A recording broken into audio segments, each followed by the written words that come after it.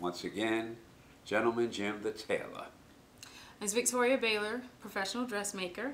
And we make up the Tailor and the Dressmaker, and this is the Tailor and the Dressmaker show. Welcome. Welcome. Sorry, if you're new to our show, definitely a double welcome to you. This is our week for our mini webisode, and we're excited to be talking about something that's pretty interesting. Very interesting.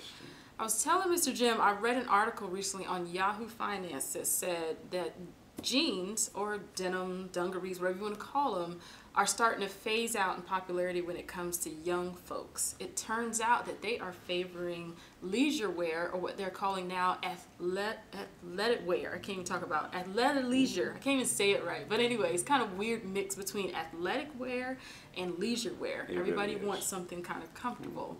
So it's kind of weird to us that it's, you know, we've kind of known jeans to be a major staple in our society, which is kind of odd. That this would be happening, but it sounds like the younger kids want something different. So. Hallelujah. But it's weird because I guess stores like Nike and then this Lululemon. Have you seen those yoga pants? The Lululemon yoga pants? Well, I hear that they're really sheer. Yoga pants are becoming talked about. Yes, and this particular brand, if you have not seen, there's a reason to talk about them. They're a little bit of, we can call it the sheer variety of yoga pants. Risque. A little bit there. Anyhow, this trend is taking off with the young folks. So this just kind of made us scratch our heads a little bit and ponder this because, again, jeans have always been a major staple. So in light of all of this, I was like, I wanted to kind of find out a little bit more about jeans beyond the fact that, like, I wore them in high school a ton, or, you know, like in college. So we'll talk about our personal reflections about that, which is neat because we both have gone through different eras where we use jeans differently. But anyway, just give a quick little history about it. Tell me about it.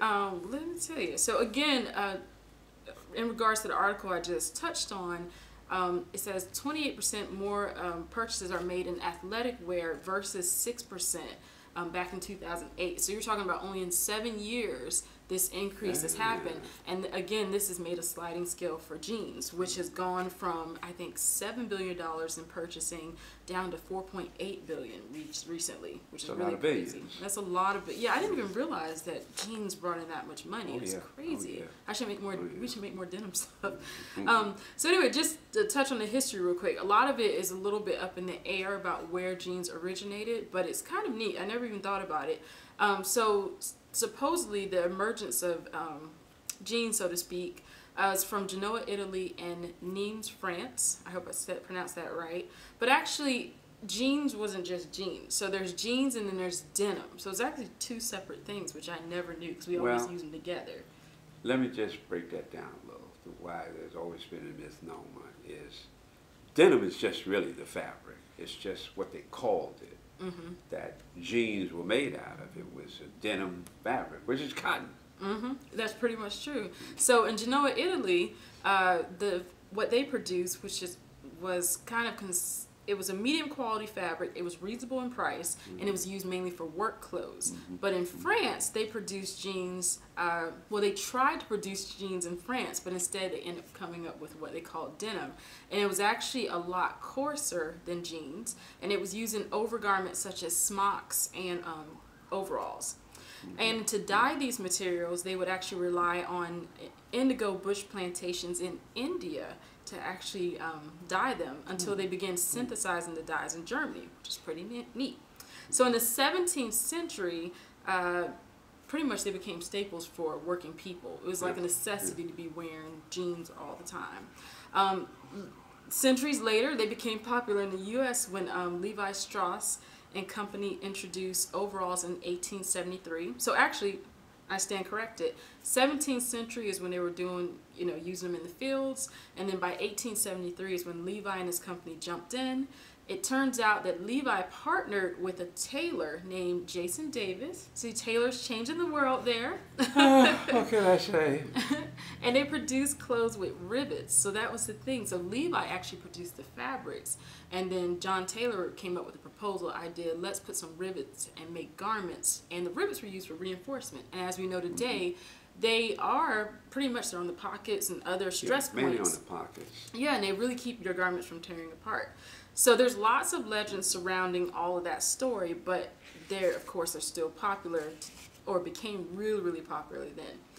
What kind of tickles me is in the 1960s, Levi started calling their jeans waist overalls. So like they stopped doing the overall thing. Never heard that before. Yeah, that's really non-appealing. But what really catapulted their popularity was in 1960 as well. James Dean wore them in Rebel Without a Cause. Rebel Without a Cause. And I didn't even know that that was what really kind of ignited the fire. I saw the movie, and I mean, he did have the jeans on, you know. See, now I want to go look at his jeans, and I will actually post the pictures so you can see what they look like. I wonder how stylish. I remember that movie is like a really cool one, and I can't remember all the details, so I'll post one. But anyhow, from the 60s on to the 80s, then that's when it became really experimental. Stonewashing was big in the 80s. It's like the worst travesty. I mean, did you like the stonewash look? Sometimes it was just brutal. Like in the mom jean style? No. I like some stonewash. And technically speaking, they really use stones. Yeah. Because I've seen it produced. Yep.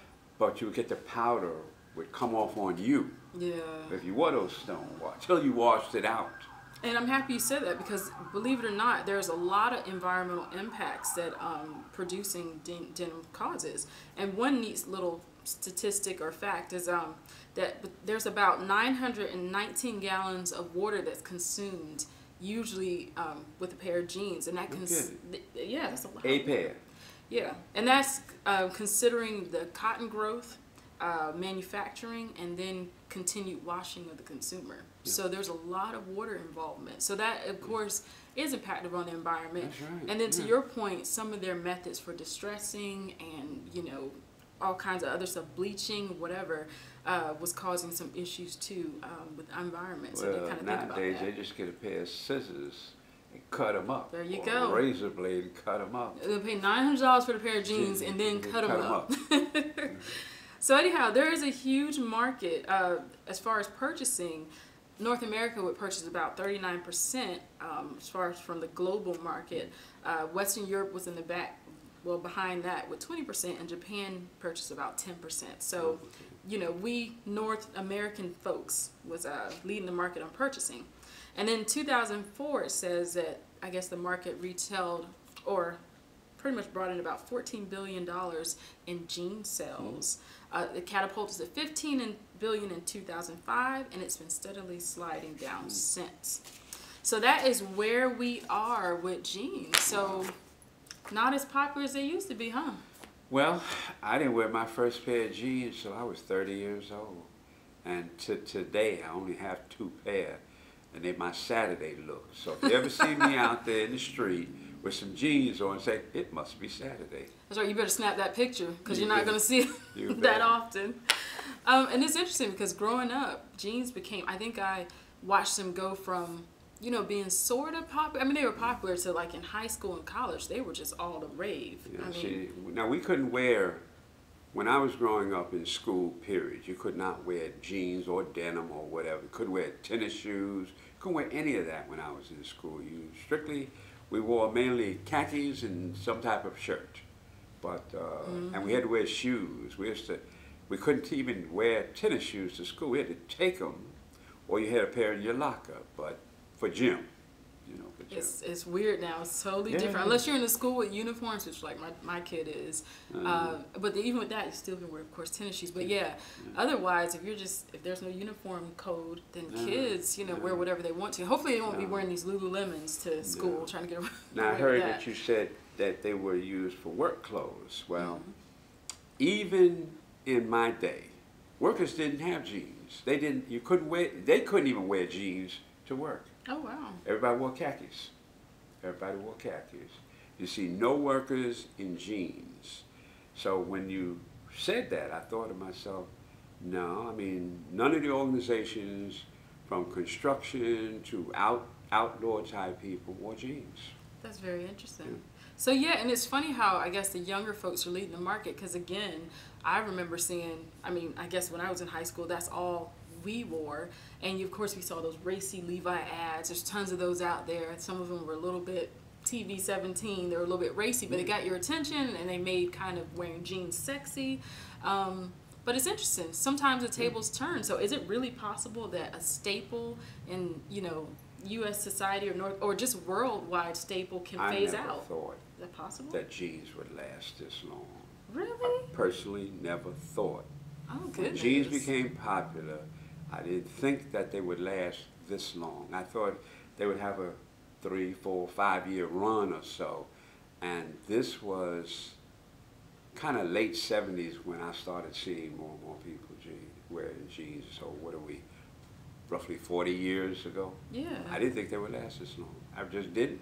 I just did. Is there anything out there that's like really stood the test of, like so we talk about trends, so of course there's the little black dress will always be on trend and it takes on its own different form, but everybody knows what the LBD is. As far as relaxed cool wear, is there something that's a staple that will just remain a staple? I thought denim was that. The way I look. Oh. Well, looking dapper will always be in style. Thank you very much. Absolutely. Thank you For very sure. much. But anyhow, this just kind of raised a good question for us, so think about it yourself. Just, you know, whatever's going on, it's kind of neat to kind of follow the trends. We'll see where it leads us. What they say? That's right. Things that make you go, Well, anyhow, that's been this week's discussion with our mini webisode. Check us out for our next episode. It will air next week. And if there's something you want to ask us, say, And do that, and then send that question on to our email address, and I'll put that on the screen, and we will see you next time. Okay, bye Take for care. now. Bye.